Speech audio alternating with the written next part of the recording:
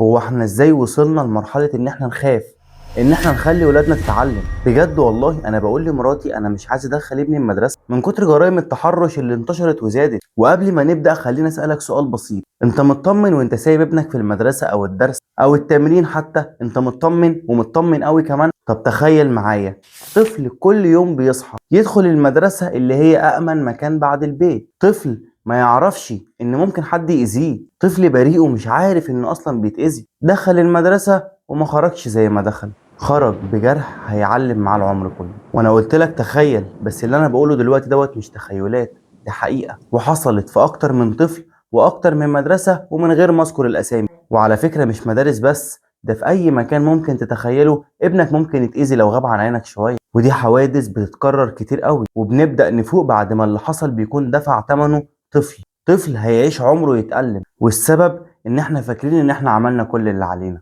بس لا، مش دي الحقيقة. وعلى فكرة احنا النهاردة مش جايين نتهم حد بعينه، ولا بنقول ان كل الناس وحشة ولا كل الاماكن خطر، بس اللي حصل واللي بيحصل يخلينا نسأل نفسنا، هو اللي بيحصل لأطفالنا دوت غلطة مين؟ وايه اللي المفروض نعمله كأهل نحمي أطفالنا قبل ما يبقى ضحية مجرم مريض؟ وقبل ما نبدأ حلقتنا خلينا ندعي ربنا ان يحفظ لينا اولادنا واخواتنا واهلنا.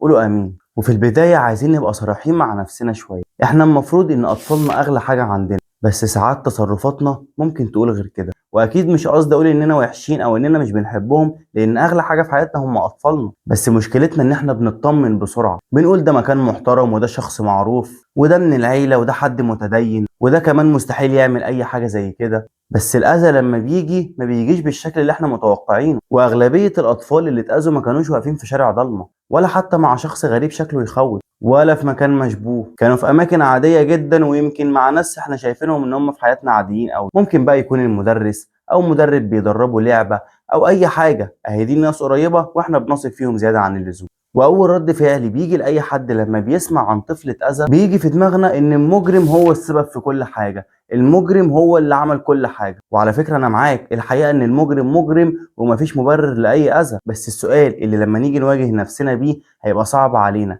هل هو المتهم الوحيد؟ وهنا بقى تعالى نفكك الصوره بهدوء.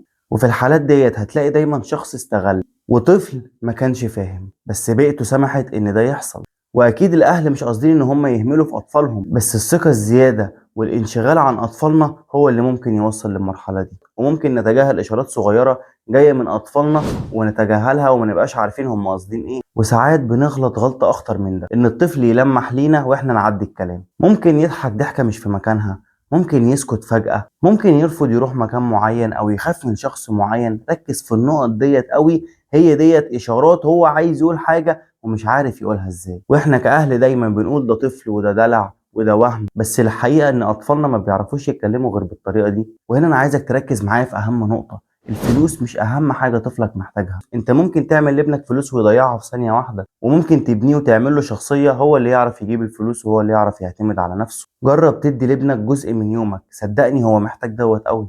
ولو يومك كله شغل اديله على الاقل دقايق، الدقايق اللي انت هتديها له ديت بالنسبه له هتبقى كنز، وعمره ما هينساها وهتفضل محفوره في دماغه، وهيفتكرها وهيفتكرك بيها كمان لما تكبر. ودلوقتي احنا هنتكلم عن اهم جزء في حلقتنا، نعمل ايه علشان نحمي اطفالنا من المجرمين دول، مجرمين مرضى ما عندهمش ولا ضمير ولا إنسانية ولا أي حاجة من الرحمة. أولا لازم تبقى عارف إن الطفل طريقة تعبيره عن أي موقف بتبقى مختلفة عننا ككبار، وهنا لما نتكلم مع أطفالنا لازم تركز قوي معاهم، شوف نبرة صوته كده متغيرة ولا لأ، بيسكت كتير، في حاجة مغيرة. ممكن تسأله أسئلة بسيطة جدا زي كنت مبسوط النهاردة في الدرس مثلا؟ طيب في حد ضايقك؟ طيب حابب تروح المكان ده تاني؟ وخلي بالك تعمل دوت من غير ما تضغط عليه أو تخليه حتى يخاف منك. والنقطة الأهم من كل دوت لازم تعرف ابنك إن ما ينفعش حد يقرب من مناطق العيب بتاعته، عرفه محدش يشوف دوت أو يلمس دي أو يعمل أي حاجة من الحاجات اللي أنت فاهمها، وعيه وصاحبه وخليه دايما يحكي لك كل حاجة وما تخلوش يخاف منك. الموضوع يا جماعة على فكرة مش على المدارس بس، أي مكان ابنك مش قدام عينك فيه ممكن يكون الخطر حواليه وأنت مش متخيل. احنا دلوقتي بنسمع خطف أطفال، سرقة أعضاء، ودارك ويب، وتحرش واغتصاب وقتل وحوادث، فالموضوع محتاج شوية وعي واهتمام مننا. وليك انت شخصيا يا مستمع الحلقة، اوعى تثق في اي مكان او في اي حد مهما كان بيربطك بينه وبينه حتى صلة قرابة.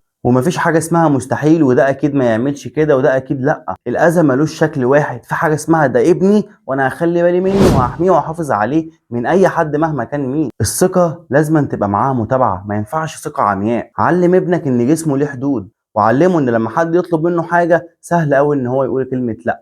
كلمة لأ عادية خالص. صاحب أولادك وعلمهم إن هم يحكوا أي حاجة حصلت حتى لو كانت مع حد قريب منهم، وخليك دايما عارف إن الطفل لما بيقرر يتكلم بتبقى ديت أصعب لحظة بالنسبة له. وخلي بالك علشان لو لقى منك أي رد فعل أو عصبية أو شك بعد كده ممكن ما يحكيش لك أي حاجة تاني، وهتاخد وقت كبير علشان ترجع تكسب ثقته من تاني ويفكر يرجع يحكي لك تاني على كل حاجة بتحصل. والجريمة بتحصل مش علشان الطفل ضعيف، علشان الطفل لوحده. والمجرم مش بيكسب علشان هو اقوى، بيكسب علشان احنا قصرنا ومركزناش. ركزوا مع اولادكم واديهم شوية وقت. وفي نهاية حلقتنا لو لسه ما عملتش لايك واشتراك للقناة اشترك في القناة، واشوفكم في حلقة جديدة ان شاء الله.